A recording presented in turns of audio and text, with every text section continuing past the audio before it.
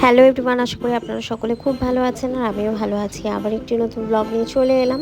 আজকের এই ব্লগটা আমি এখান থেকে স্টার্ট করলাম। আর যেহেতু সারাদিন বৃষ্টি, বৃষ্টির মরশুম মানে ইলিশ, তো এখানে ম্যারিনেট করে রেখে দিয়েছিলাম হলুদ, নুন আর সামান্য একটু শুকনো লঙ্কার গুঁড়ো দিয়ে। আর তারপরে এটা যেহেতু সম্পূর্ণ আমার নিজস্ব রেসিপি, এটা বাড়িতে আমাদের সকলে খুব প্রিয় একটা ডিশ।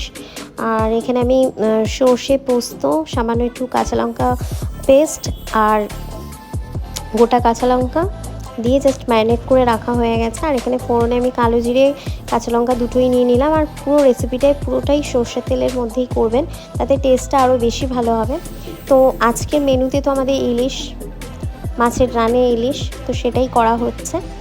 আর আপনারাও চাইলে এইভাবে বাড়িতে খুব ইজি প্রসেস, টেস্টেও দুর্দান্ত, আপনারাও ট্রাই করে দেখতে পারেন।